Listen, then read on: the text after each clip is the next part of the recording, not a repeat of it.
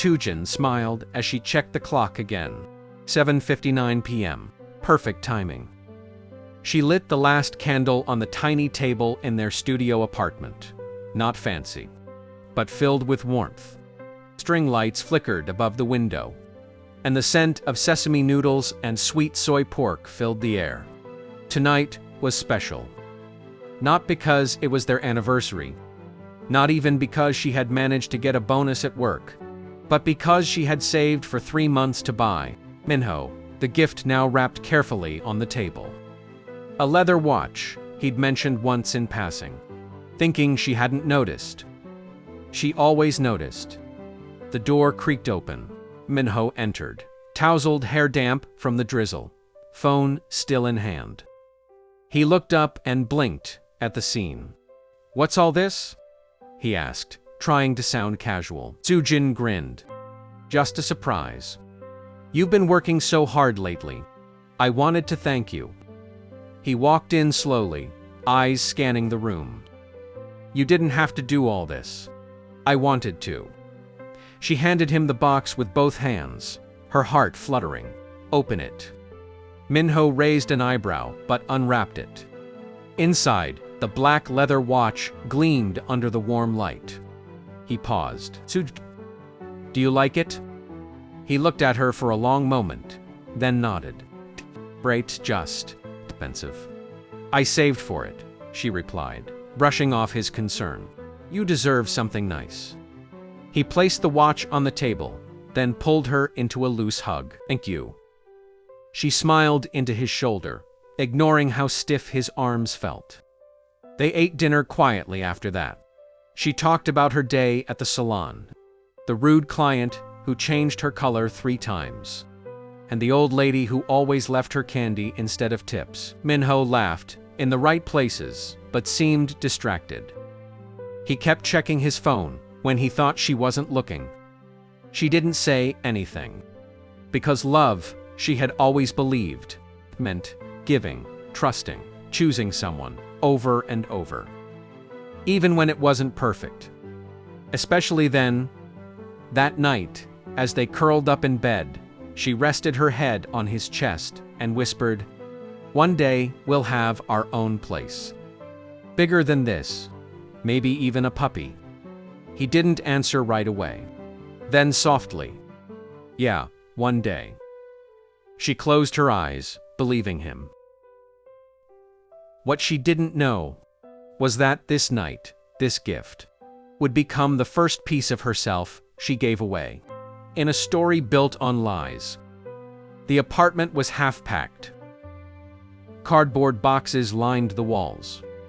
Labeled with rushed handwriting, kitchen, bathroom, clothes, books. The lease was ending, and Sujin and Minho had decided to move into a new place. A small but modern unit closer to the city. It was a big step. Their first real home together. Sujin knelt on the floor, cross-legged, flipping through a budget notebook filled with scribbles and color-coded tabs. Her cheeks were slightly flushed with excitement.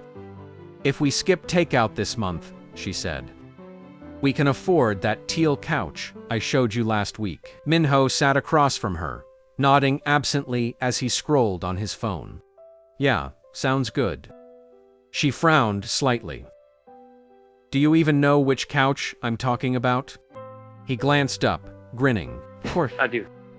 The weird one with the wooden legs." She laughed. "It's not weird. It's vintage." He reached out, brushing a strand of hair behind her ear.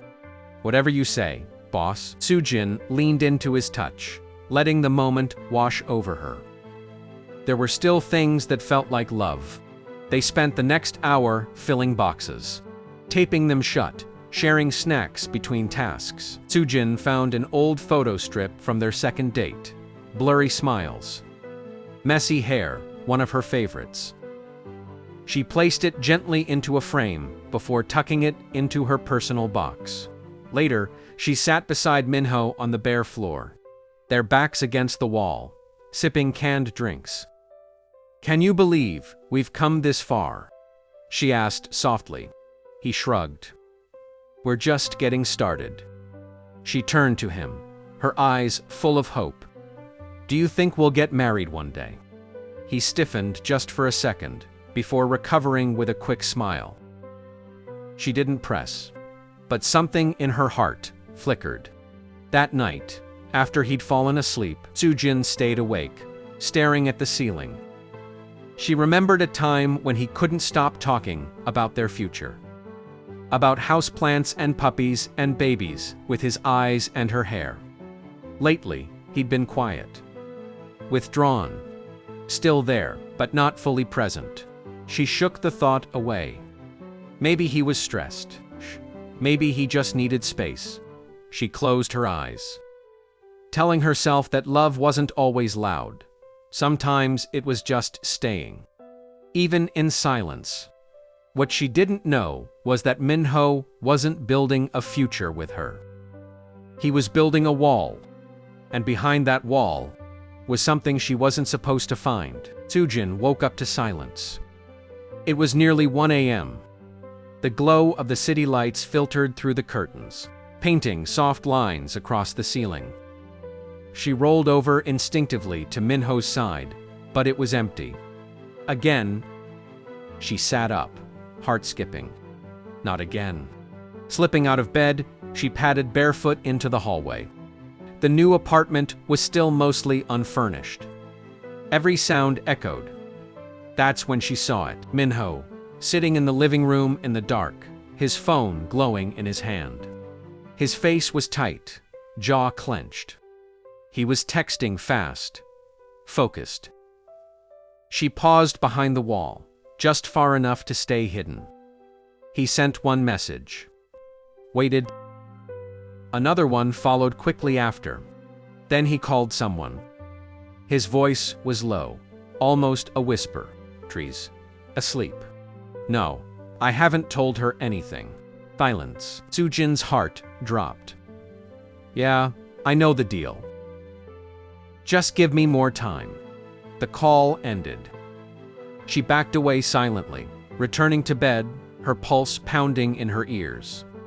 Her mind spun. Who was he talking to? What hasn't he told me? The next morning, she acted normal, cooked breakfast, kissed him goodbye, laughed at his dumb joke about traffic. But something inside her had shifted. That night, she checked his phone while he showered, something she had never done before. Most of the messages were gone, deleted. But in one folder, a hidden album in the gallery, she found a photo that made her breath hitch. Min-ho, at a bar, with a woman she didn't recognize. They were close. Too close, Soo-jin stared at it for a long time, her hands shaking. She didn't cry. Not yet. Instead, she backed out, closed the phone, and placed it exactly where she found it. When he came out, she smiled, like everything was fine. But inside, everything was beginning to unravel. She had given him her heart, her trust, her time, her home. And now, for the first time, she wondered. Had she ever really known him? Or had she fallen in love with someone who didn't even exist? The message came late at night. Soo-jin had just finished folding laundry, when her laptop pinged, a notification from an unknown sender.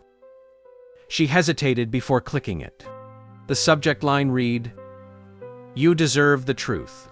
Her pulse quickened. She clicked. Attached was a series of photos. Min-ho at a bar, again with the same woman. Another photo showed him stepping into a luxury car with her. Another, even worse, a blurred image of Min-ho leaning close to the woman, hand on her waist. And then the final blow. A screenshot of a bank transaction. Kimin. Transferring money. To her, to that woman. The sender had no name. No introduction. Just one line beneath the attachments. Check. What's hidden in the third drawer of his desk? Soo-jin sat frozen for a long moment. Then she moved slowly, methodically, as if her body were acting before her brain could catch up. She crossed the room, opened the drawer, Side were papers, business cards, receipts, and a folder. She'll opened it. Inside were files. Dozens of them. Names, numbers, photos of women, none of whom she knew. But each had notes beside their profiles: age, background, earning potential. It looked like a dossier. She stumbled back, heart pounding. This wasn't just cheating. This was something else. Something darker. Footsteps outside. The door opened. She slammed the drawer shut just as he entered, shaking off his coat. "Hey," he said casually. "You're still up." She turned, forcing a smile. "Yeah, couldn't sleep." He moved toward her, leaned in to kiss her cheek. She didn't move. He pulled back slightly, brows furrowing. "Everything okay?" She stared at him. So many words rushed to the surface. Accusations, questions, screams. But she swallowed them. Now wasn't the time. Not yet. Because whatever Minho was hiding, she needed to know everything. She needed proof. And more than anything, she needed to make sure she wasn't the only one. That night, she watched him sleep from across the room. The man she thought she loved lay peacefully in their bed. But she didn't see a boyfriend anymore. She saw a stranger. One who had built a life with her based on lies. And she knew. Whatever his secret was, it was darker than she could imagine. The morning came heavy with silence. Soojin moved around the apartment like a ghost, making coffee, folding a towel, avoiding eye contact. Kane Minho noticed. "You're quiet today," he said, sipping his drink at the counter. She didn't answer. Just kept her back to him as she wiped the already clean sink. "Did I do something?" he added, the playful tone in his voice clearly forced. She turned slowly, placing her phone face down on the table. "Where were you last night?" He blinked. "What do you mean?" "You said you were working late." He nodded, slow. "I was." She stepped forward, the phone now in her hand. "Then why did someone send me these?" She tapped the screen. The images filled the space between them like a scream. Photos of him, the woman, the bank transfers. His face froze. He didn't even pretend this time. Just sighed. "So you went through my stuff." Her voice trembled. "That's your response?" He placed his coffee down, calm, like always. "You weren't supposed to know. It's not what it looks like, Lee. Because it looks like I've been living with someone who's using women for money." He stepped forward, voice low. "It's complicated. Try me," she snapped. Minho hesitated. Then finally, "I work for people. Lie, find targets. Healthy women. Lonely ones. I get close. I earn their trust. Then, I move on. It's not personal." Her knees almost gave out. "Not personal. You lived with me. You weren't a mark. Not at first. But then I stayed. Too long, and now what?" She whispered. He didn't answer. Just looked at her, as if searching for a version of her that could still forgive him. She stared back, tears welling. "I gave you everything," she said. "My trust. My love, my life." He looked away. She walked to the door and opened it. Soojin. Now, he stood there, unmoving. Then finally picked up his coat and walked out without another word. The door closed behind him with a soft click, and Soojin stood in the middle of the apartment. Not as someone who had been betrayed, but as someone who had just woken up from a dream that had never been real. Soojin thought it was over. That after the confrontation, the worst had passed. She had cried, screamed, and spent 3 days curled on the couch, replaying every moment of their relationship, now redefined by betrayal. She had deleted his number, blocked his accounts, closed her heart. But the universe wasn't done with her yet. On the fourth day, she received a message request on social media. Username, unknown_witness. Message, he did the same thing to me. But it wasn't just women. You need to see this. Attached was a video. Hands trembling, Soojin clicked it. It was grainy, but unmistakable. Minho, or whatever his real name was, in a parking garage. He spoke with a man in a suit, handing over an envelope. The man passed him a file, then walked away without looking back. Another message followed. He's not just a con artist. He's a recruiter. Recruiter. More photos arrived. Documents, screenshots, names of women, with coded numbers and foreign account transfers. Soojin's breath caught as she recognized some of the names. 2 of them had followed her online, commented on her posts. They weren't just victims. They were connected. It wasn't about broken hearts anymore. It was a network. She scrolled further, until she reached one file, her name, Soojin Kim, age, occupation, financial potential, personality profile, psychological markers. It was all there. She wasn't an exception. She was a project, a target, a paycheck. She dropped the phone. For a moment, the world spun.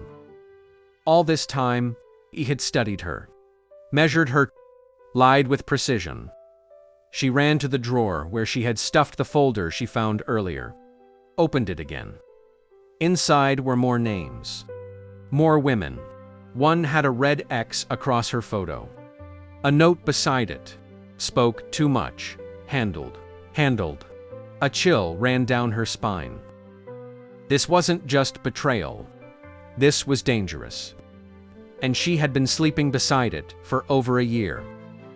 She sat down slowly, breath shaking, her hands gripping the edge of the table.